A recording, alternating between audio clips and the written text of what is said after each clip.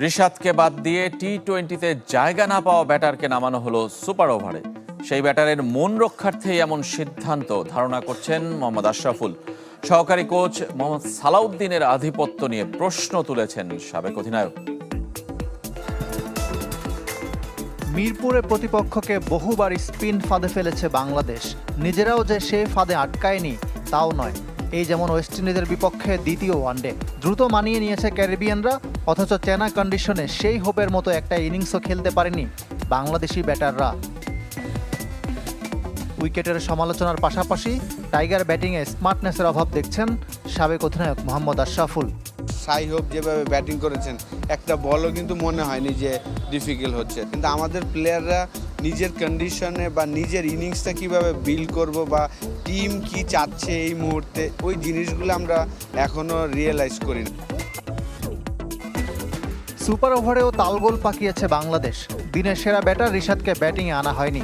West Indies spinner Aqil হোসেনও বিস্ময়ের কথা জানিয়েছেন ম্যাচ শেষে। যাকে আমরা টি-20 দলই রাখি না, তাকে আপনি এক ওভারের খেলায় নামাচ্ছেন, এটা তো অবশ্যই হাস্যকর একটা ডিসিশন ছিল। আমার কাছে মনে হয়েছে যে যেহেতু আমাদের কালচারে আমরা ভেবেছি যে সে তাকে না নামালে হয়তোবা সে মাইন্ড করবে, এই বিষয়টা মনে হয়েছিল। সুপার ওভার সহ ম্যাচের গুরুত্বপূর্ণ সময়ে অনেকটা নিষ্ক্রিয় ভূমিকায় দেখা গেছে হেড কোচ ফিল সিমন্সকে। সব সিদ্ধান্ত ও পরিকল্পনা সিনিয়র সহকারী কোচ মোহাম্মদ সালাউদ্দিন করছেন কিনা এমন প্রশ্ন তুলেছেন মোহাম্মদ আশরাফুল। হেড কোচের কালকে ইনভলভনেস দেখে আমার কাছে মনে হয়েছে যে একদমই জিরো ইনভলভনেস, পুরো ডিসিশনগুলাই হয়তোবা সালাউদ্দিন ভাই নিচ্ছেন, আমার কাছে যেটা মনে হয়। তো এই জায়গায় হয়তোবা আরও যারা ভালো আছেন তাদেরও হয়তোবা ইনভলভ করতে পারেন। তবে এখনও অধিনায়ক মেহেদী মিরাজের উপর আস্থা রাখছেন আশরাফুল।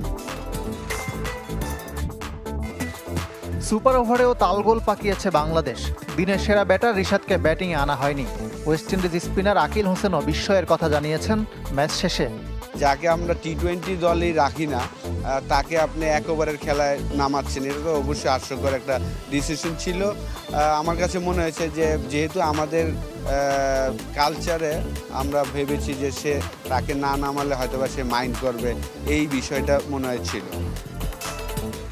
সুপার ওভার সহ ম্যাচের গুরুত্বপূর্ণ সময়ে অনেকটা নিষ্ক্রিয় ভূমিকায় দেখা গেছে হেড কোচ ফিল সিমন্সকে। সব সিদ্ধান্ত ও পরিকল্পনা সিনিয়র সহকারী কোচ মোহাম্মদ সালাউদ্দিন করছেন কিনা এমন প্রশ্ন তুলেছেন মোহাম্মদ আশরাফুল। তো হেড কোচের কালকে ইনভলভনেস দেখে আমার কাছে মনে হয়েছে যে